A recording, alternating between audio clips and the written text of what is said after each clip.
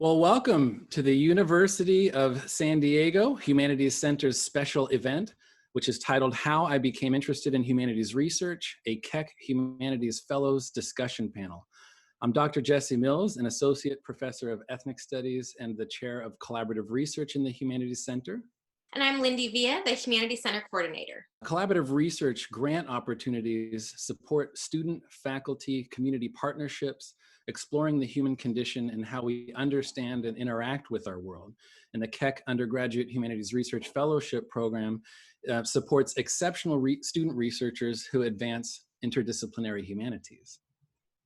The Keck Humanities Fellows are Kate Burnite from Political Science, Julia Gonzalez from Visual Arts and Art History, Cooper Kent, Theology and Religious Studies and Physics, Alex Mueller, Communication Studies, Noah Palmeyer, History and Communication Studies, and Henry Tran Quevedo, Spanish and Computer Science. So after the panel discussion, if we have time permitting, what we'll do is we'll go ahead and open up the mic and chat lines for questions. Our moderator today is Nikta Shahbaz. Nikta is class of 2020, interdisciplinary humanities major, and a Keck Humanities Fellow from 2018 to 19. We're glad to have you here again to begin today's discussion. I'm very excited to be here today and to have the opportunity to learn more about the fellows, their research, and their experience, and also to take a moment and celebrate the Keck Fellowship in general. It's not at every university that undergraduate students have the opportunity to pursue not only interdisciplinary, but also humanities-based research. And so I'm very grateful that I had the opportunity along with my peers, and I'm excited to learn more about them today. So you did see a PowerPoint presenting the Keck Fellows, but I'm going to take a moment and have them introduce themselves with their name, the interdisciplinary aspect of their research, a summary of their project in 1 to 2 sentences, and a book, movie, or conversation that impacted or inspired the direction of their work. And so we'll have Julia begin the introductions. Hi there. Like she said, my name is Julia Gonzalez. And my project, the title did end up shifting a little bit. So it ended up being in the form of an exhibition called To Plum Rough Matter. And I was working between visual arts, art history, as well as gender studies. So I actually created a series of paintings along with a paper.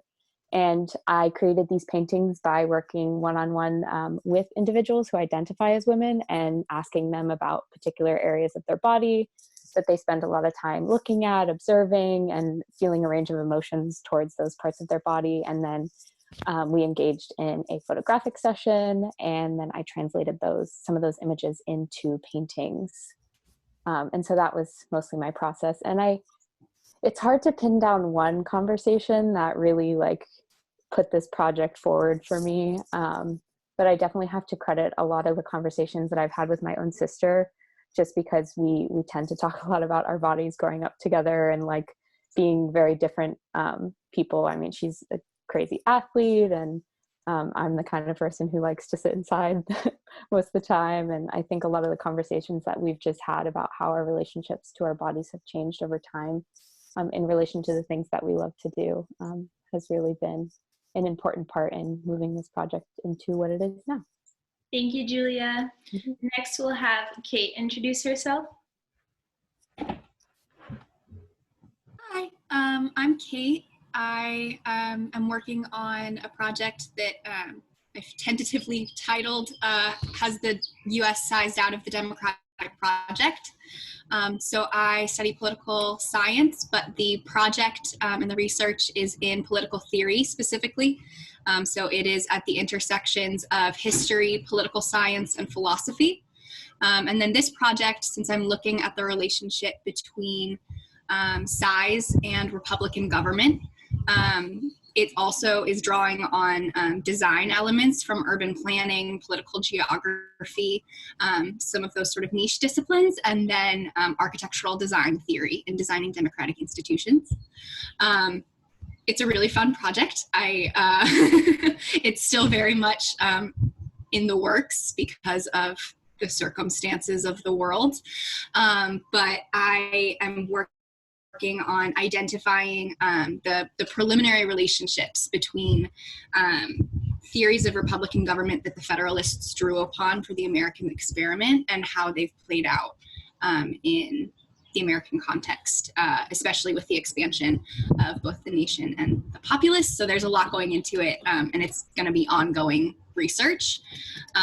But what inspired the direction of the project, I knew that I wanted to apply for the Keck Fellowship, and I knew that my mentor was going to be one specific professor that I have, Dr. McCarty, and I went to his office with a list of ideas, and he shot all of them down because they were too specific or too broad, or not things that I was really passionate about, just things that I thought people in the academic world would maybe want to hear about. And in that conversation and having somebody really push back and be that sounding board, I sort of just said, like, you know, I'd really care about like questions about, you know, have we sized out of democracy? And he was like, you should write that paper. And so I'm writing that paper. So I would say one of the most important things for me was just finding like a mentor that really can be that person for you. So perfect. Thank you, Kate. Next we'll have Cooper. Yeah, so my name's Cooper. My project's called A Contemplative Solution to Thought Manipulation. And it's interdisciplinary in that it combines religious studies approaches with some philosophy, obviously some psychology when it comes to the idea of thought manipulation, as well as sort of a history of the public relations and advertising industries and how that's affected the way we think today. And so, yeah, to give a brief summary of my project, basically what I'm doing is kind of sketching this problem of like how some of our thoughts might be not coming from us, but coming from people outside, and how that might work and how it's worked in the past. And then to kind of go through potential solutions that might come from the contemplative traditions that are common amongst the world religions, and then also contemplative communities. And I'm trying to think, a movie, I think, that played a big role in inspiring the research was actually The Matrix. If any of you guys have seen it, there's definitely a lot of parallels there. But yeah, I think I'd have to say that played a big role. Thanks, Cooper. Yeah. Next we'll have Noah. Yep, Noah Palmer. I am doing a research project on the San Diego bicentennial celebrations of 1969. It's historical and communication interdisciplinary project. So it takes a lot of notions about rhetorical theory as well as the historiographic process and how those kind of overlap. So how the process of constructing histories is uniquely motivated by or uniquely controlled by those who have power. And so that's kind of my idea with my project. And I'm kind of seeing how that process plays out, or had played out in San Diego in 1969. And I kind of got to the idea of the project from professors who I'd discussed kind of my interests and then how I could make a more compelling evidence-based piece. And a lot of the evidence was right here in San Diego. So it was the easiest way for me to kind of do a historical project that I thought was worth doing. Very cool. Thanks, Noah. And finally, we'll have Alexandra. Hi, I'm Alex. My project is What's Sublime? Southern California Landscape in a Time of Change. And I'm basing my project off of a showcase back in the 1970s called New Topographics. It was a showcase that pictured images of landscape in an objective kind of viewpoint, whereas before then in World War II and everything, landscape was really romanticized and not really just seen for what it is. So what I'm trying to do is recreate that in today's time and modern day landscape. What really got me into this project was my mentor, Farah. She was my photography teacher, and she told me that my work was really similar to the photographers in the New Topographics showcase. And so that's what really got me going. And she really just encouraged me to apply for the Keck and everything. Great, thank you, Alex. So something I heard a lot from your introductions was this inspiration that professors can have And as Ms. Villa mentioned, I was a Keck Fellow last year, and how it came about that I applied was that it was my sophomore year, February, and I was thinking about going into PhD school and becoming a professor, and I realized that if I seriously wanted to pursue that route, that I should get some research experience. So I went to the Office of Undergraduate Research, and they told me as an interdisciplinary humanities major that the Keck Fellowship would be a great fit. And I thought, perfect, this is amazing. Now I just have to figure out that small detail of what to research. And some of the members of my cohort had a different experience in that they knew exactly what they wanted to research, and then they found the Keck Fellowship and they just needed the means to do so. And so just different scholars have different approaches to the Keck Fellowship. So something I wanted to ask all of you is, how did you come up with your project idea, and how did you know the Keck Humanities Fellowship was the right fit for you? And we'll have Noah start this question off. Sure. Yeah. Again, it kind of came from discussions with professors, but before that, I had to know kind of what type of research I wanted to do. So I kind of took the things that each major I thought was most interesting. Historical process is just kind of interesting, and I've always been fascinated by how history is created. Not like exactly historical evidence, but more of like the process behind it. And so I took that from the history, and then I took some of the themes from rhetorical theory that I had studied in some of my classes, and kind of wanted to see what I could do to make those two kind of themes work together in a single project. And that was kind of the inspiration for how I started to form my thesis. And all I needed was a case study, and the 1969 bicentennial celebration was a pretty like symbol laden and rhetorically powerful time. So that's how I kind of came up with the idea of my project, and it's led me on to some pretty fruitful insights. Nice. So you were focused more on what your interests are already, and building off of that. Yeah, exactly. Okay, great. Maybe Kate can start off next. Yeah, so I sort of mentioned it, but I was looking into pursuing, I'm a political science major, but I am taking specifically like political theory classes. And I was looking at pursuing an academic career and graduate school, and my advisor, who is my mentor for the research project, said that I should look at getting undergraduate research experience. I had applied for a different project, but also in political theory, for summer undergraduate research funding, and I got rejected, which is fine because it was going to be a boring paper. But but there was nothing that was really, like, I was never going to get funding from things like that are so competitive with like STEM majors and engineering, like all of those things. It just wasn't built for the kinds of projects that I want to do. And then I found Keck, and I heard about it from a sorority sister of mine, and she told me to apply. And then I went into my advisor's office with all of these ideas, and he was like, what do you actually care about? And then I decided this is what I cared about, and I decided to write a paper on it. Thank you. I actually did want to ask you if you could elaborate a little bit more on, you were talking about you're thinking of ideas that maybe academia would like, and then your mentor served as a soundboard. And I just thought that was really interesting because I had a similar experience. Yeah, so for the summer proposal, right, I was going to write a paper that was basically reviving the politics of farming. Like 100%. And it's like an interesting topic, and there's no research on it in the discipline. And there's so much background historically and in philosophy with agrarianism as like a way of life and all of these things, right? And so I was like, wow, that's a gap in the literature. That's something that I could fill. I know how to write these things. I could do that.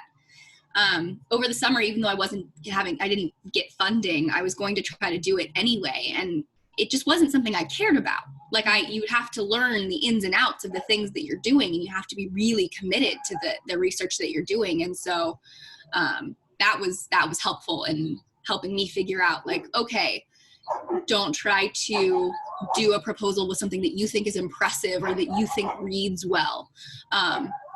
Write a paper or make a project about something that you actually want to think about, because this is something that I actually get to think about every day, and like it's not a hassle because it is kind of what I was thinking about anyway. Which is weird. Yeah, I think that's a great life lesson in general. So thank you, Kate. Does anyone else want to pitch in? I can go. Visual arts and art history are my two majors, and then I have a minor in gender studies. And like the way that I've like experienced that in terms of schools is that it always is overlapping, and it always feels like the classes I'm in are speaking to each other, and I'm like finding these common threads and pulling them out. But even though I was like experiencing that and feeling it, I wasn't necessarily like articulating that for other people to see, or in like whether it was in my paintings or my papers. And so I also had applied for this SURE project, and it was definitely very different, but it started from this place of wanting to work with people one-on-one. And so I kind of took that from that original proposal, which I was also rejected from. And like, I was really sad about that, but it also did enable me to like really think about how I could not just think about, because I applied for it just for painting. And then my advisor, Matt Rich, told me about the Keck Fellowship. And that just opened up this whole opportunity to really like actually take all those threads that I was finding and put them in one proposal, because you know, I was constantly thinking about gender and my gender studies classes, but also while I was painting. And when you're in your art history classes and you're seeing thousands of images of like women and old paintings and things like that. So I definitely think it was a lot of these influences that I finally found this area where I could bring them together in one project. And that was really exciting for me. Nice. And I think something that can be extracted from your and Kate's experience, and also from my own experiences, is that when you apply for something with regards to research and you don't get it, that's a perfect opportunity for you to look back at what you wrote, look back on what you were thinking, and maybe refine it or adjust it. And so those quote unquote failures can be a great opportunity to lead you to other projects such as the Keck. So thank you for sharing that. Cooper, I'm going to pick on you next. Okay, sounds good. My project really came from two mentors. So I kind of have two mentors in the religious studies department, like two professors who have kind of taken me under their wing. And the first one is my advisor, and my advisor for the program as well. And he focuses a lot on radical political thought and its relation to theology. And sort of through him, I got introduced to these kind of concepts of like people being controlled and like the discourse being limited and sort of this injustice, like this epistemic injustice.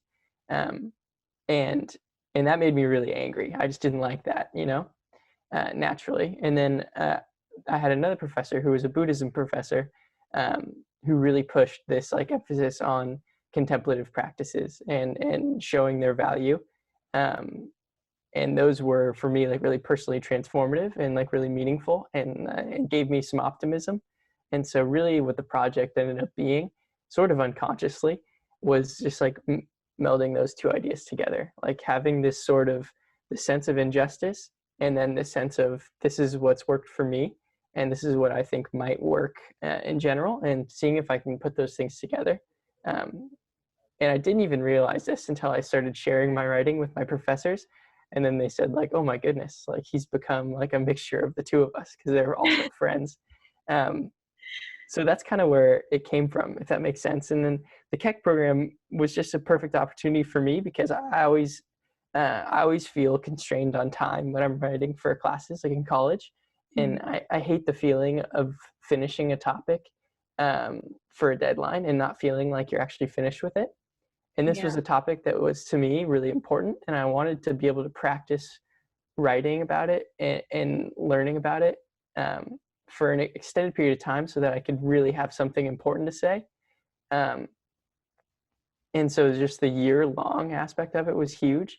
And then also the fact that they encouraged the interdisciplinary approach, because, I mean, religious studies often is interdisciplinary, but this was the type of problem that that you just couldn't approach from only one discipline. Like you needed a historical perspective. Like I needed to develop an understanding of psychology.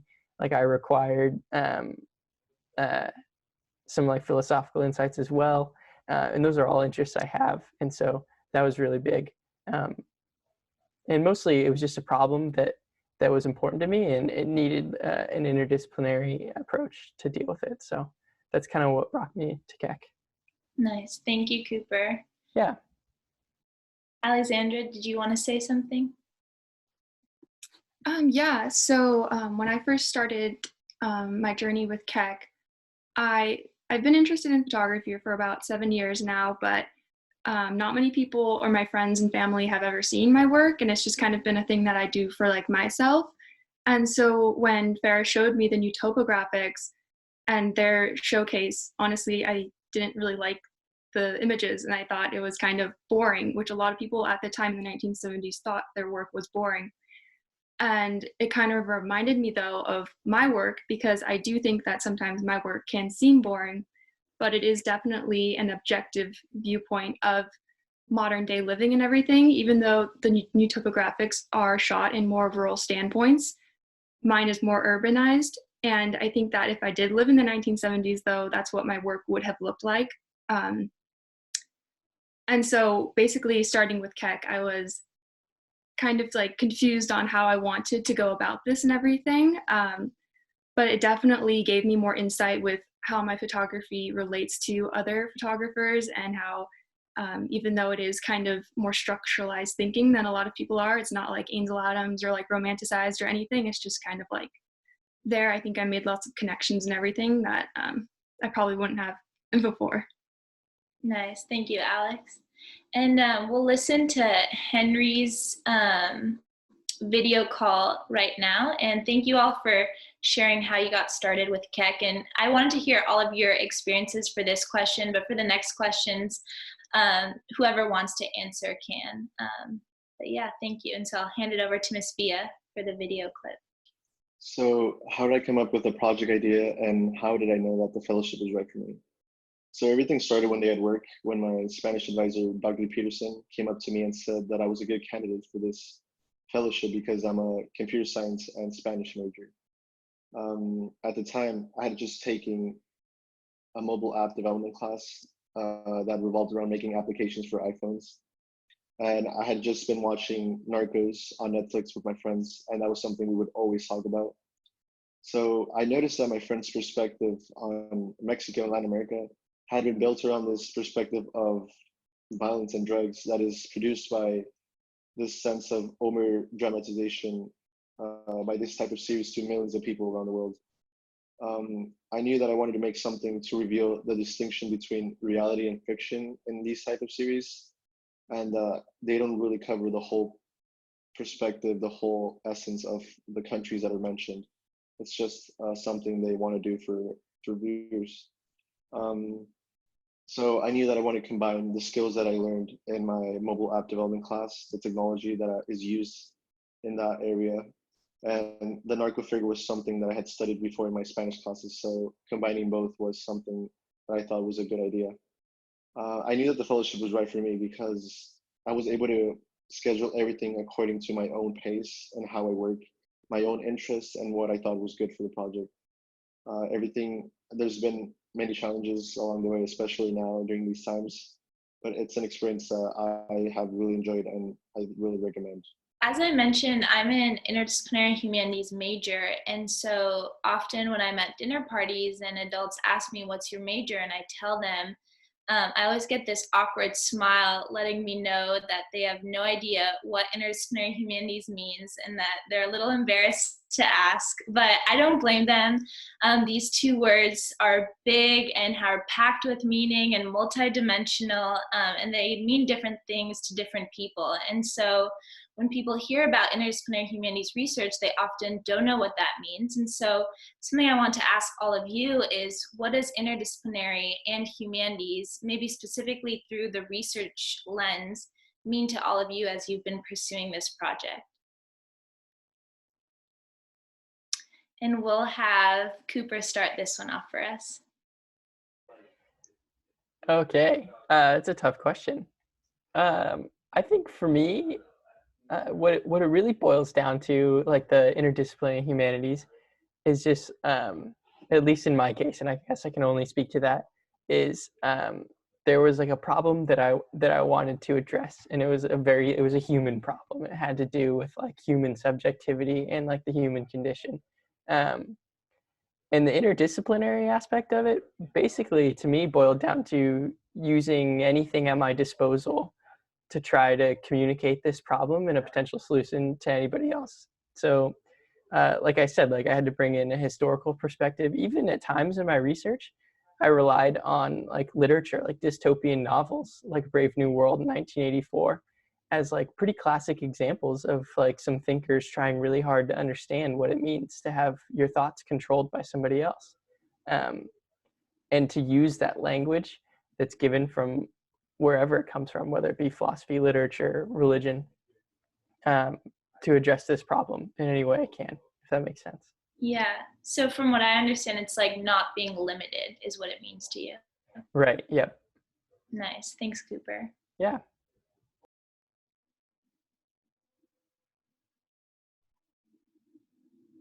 Cooper was very brave to take on that hard question. Does anyone else have some insights about that? The interdisciplinary humanities for me are pretty salient because of what I'm hoping to study. So because I look at political theory, I also get the weird, like, what is that question? And I don't really know how to answer it, but it's the intersections of all of these different disciplines. And then in research for political theory, right, it's so easy to go into political psychology and design theory like I'm doing in my project. So I think one of the things that it means for me is like just most broadly, my project is about the relationship between size and republics, right? So interdisciplinary, like looking at the interdisciplinary aspects of that for me are looking at that relationship and thinking of all of the different ways that that breaks down, and all of the different like ties that there are there. And then just recognizing that like every discipline has to be referenced, because like we all try to do our little pseudo versions of these disciplines, right? Like there's political psychology and then there's psychology, and there's different like insights being made from all of those things. So just respecting that like there are people who are spending a lot of time getting into the nitty gritty, and that in big questions like this you have to look at all of these different perspectives. Yeah, and I think you brought up an interesting point in that, yes, interdisciplinary humanities is broad, but it can also be narrowed down, or you can also approach it from a specific angle. So thanks for bringing that up. I'll move on to the next question, which is, how did your research evolve? So before I was doing this panel, I went back and read my original proposal, and I realized just how much my original proposal, or how much my research has transformed from my conversations with my mentors, from my weekly meetings with my peers and their ideas. So did anything unexpected come up for you all during your research process, or did you shift gears anytime throughout this year? And I'd love to know how you adjusted and how you were supported in that process. I can take on this one. Yeah. I feel like one big change, and I'm sure this is true for most of us considering the current state of things, but like my timeline definitely changed dramatically. But it was still really helpful to try to build out a timeline and think about like what is a reasonable amount of work, like prior to even beginning, I could get done in this certain amount of time. And I think it was Cooper earlier that mentioned that like having a whole year to like do this research is just so incredible. But at the same time, as I was going through it, I realized like I had to spend a lot of time getting comfortable with like what kind of painting materials I wanted to use, and then like what people were actually interested in participating in like a research process that feels very vulnerable and intimate. And so kind of having to shift like how I was actually getting to work with people was a bit challenging. But at the same time, it just opened me up a lot more to even turn inward and ask myself the questions that I was asking of other people. But yeah, I definitely saw a lot of changes in terms of like when I thought I was going to be doing what kind of work. And it really began with a lot of like playing around and just reading a lot and painting a lot, even before I started bringing people into the process. Nice. So it sounds like that almost forced transition or gave you new perspective on your research and a new way to approach it. So that's good that there was a positive outcome out of all that. Thank you for sharing. Yeah. Noah, how about yourself?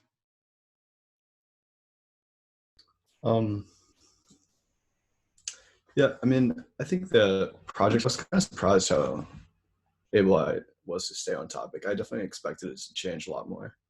But my major themes were pretty similar. And I think it's because the prior research I did before the proposal was like with some historians that kind of gave me a pretty decent outline of a good like course to kind of take. And I've done like previous historical research, so I know kind of what the process is like.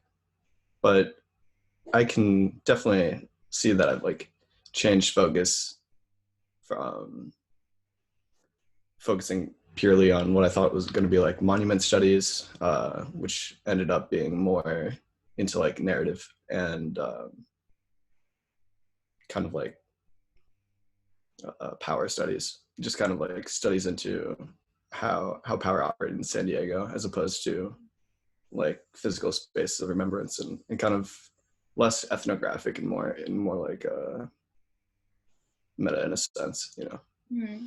And you didn't expect that at all, or was that kind of a part of your research in the beginning, or was it totally out of left field? Well, I hadn't expected it, but I think it was really influenced by some courses I took in communication studies, my first semester of my research. And we just kind of talked a lot about some of these like communication theories. And I kind of saw a lot of ability to integrate some of those theories into my research and make it more compelling. And I think it really benefited the project a lot.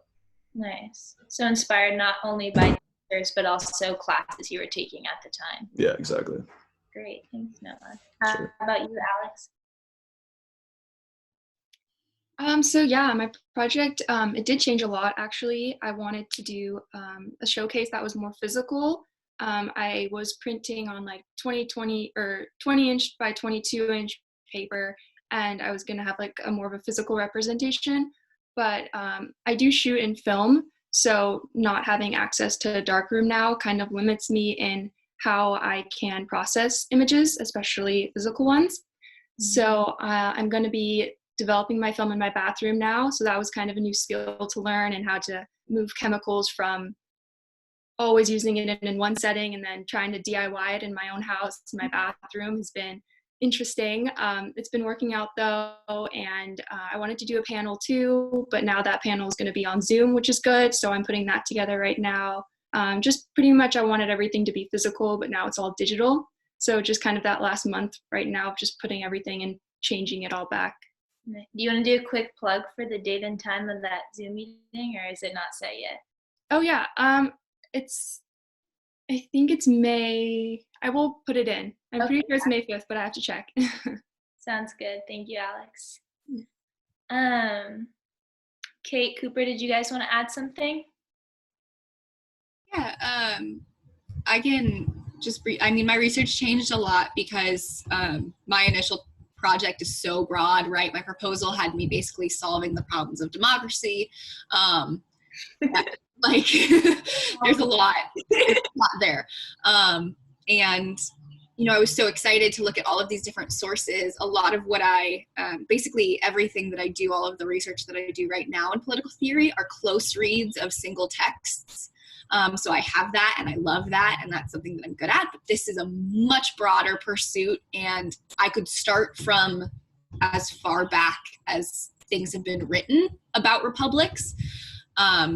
And I could go as far forward as today, right? And so in just about any discipline and have it be relevant to the research. So narrowing it down has been a really big pursuit for me, lowering my expectations of myself of like, okay, this is an ongoing project. A year feels like a really long time, but when you're also taking classes and have a job, like it's not as much time as you feel like it is. And this isn't going to like be, you're not going to write a book in a year. It's going to be like it's a bigger research project than I've ever done, but it still is very preliminary in terms of what I want it to end up being. So making sure that I take like a very long-term look at it really changed it so that the final product for this is very much an overview of where are the relationships that I think are important to identify, where's the further research going to go, what is it going to draw on. So yeah, it's changed a lot, but it should. Like the proposal was a great starting place and I love it. And hopefully I will accomplish that one day.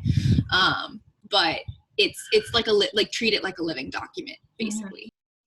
Yeah, that was actually very similar to my experience in that I had a little bit of hubris in the amount I wanted to cover, and narrowing it down and being able to delve more into the specifics of a single aspect of it was more fruitful. And I felt like that focusedness of my project really helped me. And so like that's something about Noah's project that I thought interesting, was that he used a case study. And so maybe starting off with this broad, bigger picture and then throughout the process narrowing down may be helpful. Okay. Another question I wanted to ask all of you. So there are a lot of aspects of the Keck Fellowship that you've mentioned that are almost unique to it. And so what do you consider to be the benefits of the fellowship so far? I can start, if that's all right. More than all right. Thanks, Cooper. Yeah, I think, and I bet you like my cohorts would agree, but there's something really valuable in being able to kind of share the research experience with like a small group. When we got together once a month to talk about where we were at in our journey, sometimes, there'd be like some insecurities that came with like not being as far as you wanted to, or like feeling like your topic was shifting and you didn't have a good handle on what it was going to be. But it always turned out that those problems were shared like among us, and that like we had mentors there as well who said, oh, I've been through that every time I've written like an article or like tried to publish something, and it's part of the process. And so there was kind of this feeling of just like solidarity, like we're all in it together and this is normal and we're all learning, which was really, really encouraging. For those who don't know about the monthly meetings, do you mind explaining it briefly? Oh yeah, they're definitely, I think, one of the highlights of the program. We just would get together once a month in like really casual meetings, and there would always be really delicious free food, and we would just kind of give updates where we are on our research and sort of discuss a little bit. And then oftentimes we'd have a guest, like a faculty member, or just like somebody involved with the school who maybe had a specialty that had to do with research, whether it be like digital humanities research, or a specialty in like one area of like the humanities. And we just get to talk about our projects with them, listen to them speak a little bit about their expertise, and really just do a lot of back and forth. They're super small groups, so it's really close-knit discussions. Yeah. Yeah, thank you. That's also an aspect of it that I liked, and we would give each other updates of our research and bounce off ideas, and so that collaborative nature of the research, whereas research is usually seems like you just sit in a library alone and look at books by candlelight, but this is more of a collaborative approach to research. So thanks for sharing that. Did anyone else like that part of the Keck Fellowship? Yeah, I was actually going to say that was like one of the most beneficial parts for me too, because as you probably can tell, all our projects are very different from one another, but we're all doing a project and they're taking on different forms too, which is really cool. But we're all doing some kind of research. We're all doing some kind of like writing and really, really long-term thinking. And so getting to check in was not only good just emotionally, but like it was, I don't know, like I learned a lot from everybody, not just in their topics, but on like how to research. Which was definitely really beneficial. And then also just having like a faculty mentor and like building that relationship. My mentor was already sort of my academic advisor, but he like really like was always coming into my studio and checking in on my work and sending me little messages and of his thoughts. And like, I felt like I had someone who was like watching my work change and had a perspective on it that I didn't necessarily have, which just really transformed the way that I even spoke about my work now. So yeah, that mentorship and then also the cohort has been like my favorite parts. That's amazing. Thank you. Yeah, the mentorship was huge for me. I already had a relationship with my faculty mentor. He was my academic advisor, advised the club that I run, right? Like all of these things. But it's really incredibly beneficial. Like independent research is really, really hard. Independently motivated research is really hard, especially when you're setting the timeline for yourself and the expectations for yourself. And so like the group meetings are awesome. Like when you walk in early on and you're like, are you guys done? Like, and having that feeling of everybody understanding what the process is like. I would say even if you're not if you're pursuing an academic career, this is probably one of the most beneficial things that I could imagine as an undergraduate experience. But even if you're not thinking of pursuing like a research-based career, like an academic career, just the ability to self-motivate and like keep those, like monitor your own expectations. Like this is a remarkably independent thing. And so I think that was probably the most helpful part of it for me, is like, just like, how do you do research just for the things that you're interested in, as opposed to for a class or for your thesis or whatever. Yeah, I totally agree. Noah, Alex? I can go off that because I agree with Kate. I definitely think that coming into this, I really wasn't someone who saw photography as something that was going to be in my life, really, like just kind of my own personal hobby. And I never really thought I was capable of exploring it further than I have now, I guess. And so I think just like the meetings and everything and the mentorship, it really just kind of like encouraged me to continue moving forward, not just in skill, but also in understanding other photographers and their work. I think it's something that I definitely would never have thought of or done before. I even am staying another semester now just to do my visual arts minor, which is something that I really wasn't anticipating. And I'm very excited to have that under my belt now too. And I look forward to it, but I definitely would not have done my visual arts minor or gone through with any of that if it wasn't for Keck. Nice. And I think something that I saw in my cohort and that I believe you and Julia represent too is that research doesn't just have to be looking at books or writing a like super long paper, that you can combine the visual arts into research, and that aspect of research is actually very important. So thank you guys for doing that and for sharing about that. Yeah, if I could just add one thing, this was probably the biggest change in my project, and I totally forgot to mention it. Like Alex mentioned, like I was going to have like a physical exhibition, and that didn't happen. So I actually even had to like learn how to build a website, and like that's something that's really important in like professional art practice. And so that aspect, like even though I wasn't anticipating it at all, like whether it was the website or the exhibition, that would have been a huge part in like developing like my own artistic practice and like how and doing that independently as well, of course, like with assistance and help from like my peers and my mentor. But I mean, it definitely has kind of, I don't know, there's a level of professionalism that comes from this project because you see it through to the end, even in like presenting it or sharing it with other people. Yeah, I agree. And even though, like you mentioned, you have your mentor support, there is a level of independence that is gratifying, I would say. So a lot of people on the call today, I assume, are either interested in applying or have already applied. And I was wondering if you all could offer any advice you have for future Keck Fellows or those applying right now, based off of your experience. And we'll have Noah start us off. Yep.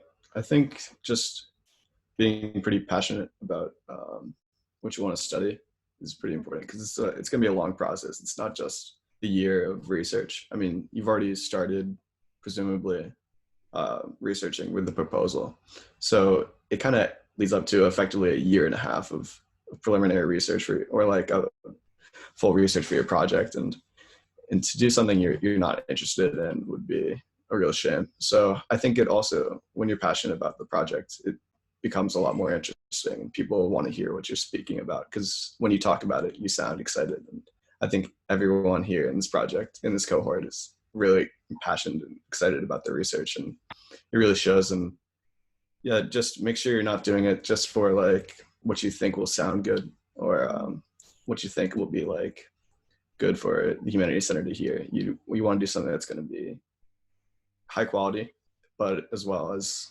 you know, really personally motivating. I appreciate that, Noah. Thank you. Julia? We've kind of touched on this already, but I just think, like, take advantage of the meetings as much as you can. Like, ask each other questions, like, you know, share what you're worried about, you're concerned about, like, and with like Miss Via and like Dr. Mills too, like, ask them questions. Like, they're there to support you. Like, the Humanities Center is there as like a physical space as well as like an emotionally supportive one. And I honestly wish I had taken advantage of that more, especially now that we can't be on campus. But yeah, I think that there's so many people, not just your mentor, that are so willing to like give you support and advice and just hear you if you need someone to talk to. So lean on the support you have. I agree with that 100%. Thank you, Julia. Kate? So both of those, for sure, you have to be passionate about it, and like the Humanities Center is the best resource. The research office, I spent like a decent amount of time there. I really, really loved researching. I was really excited to continue writing there, but it's fine.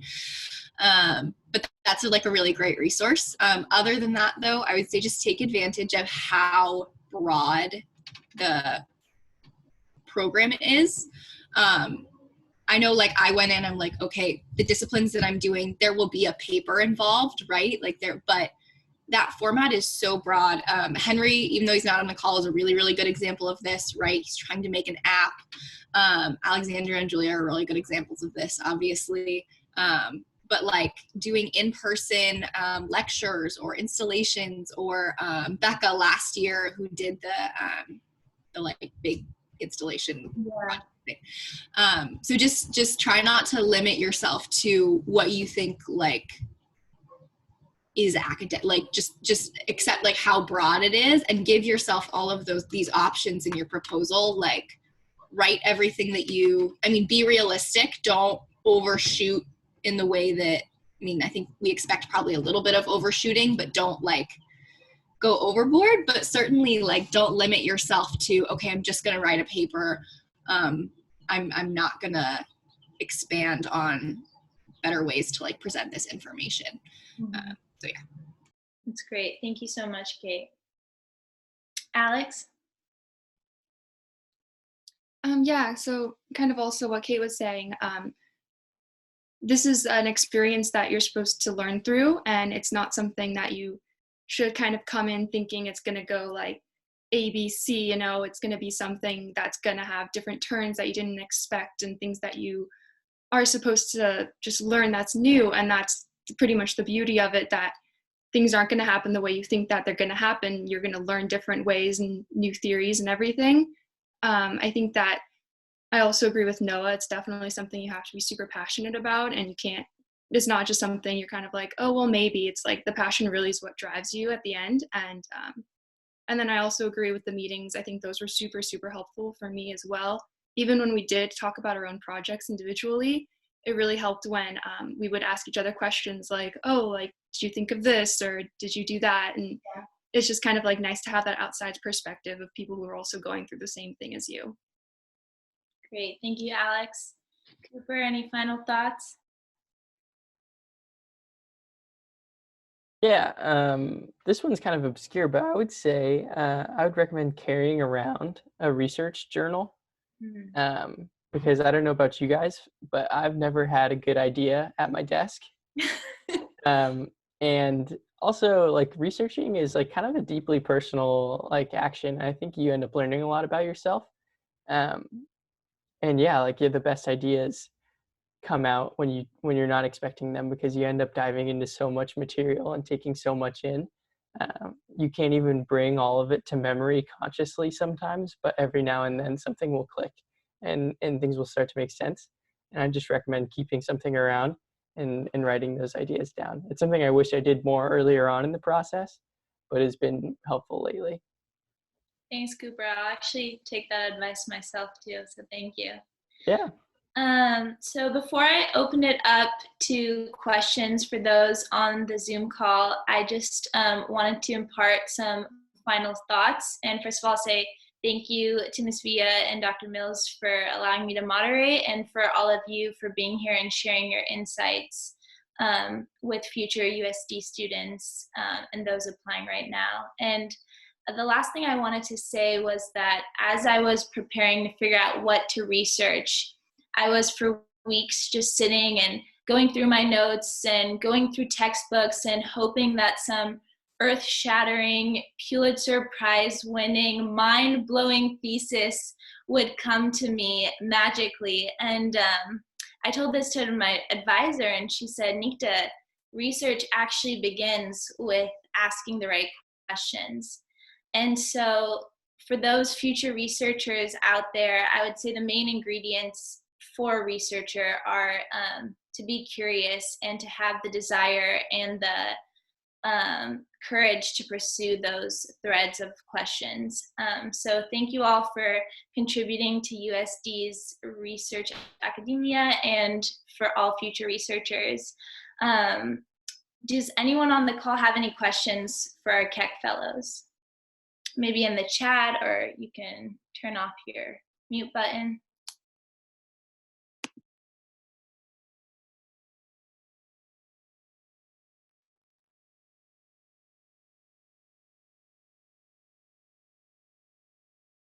Maybe what their favorite ice cream flavor is.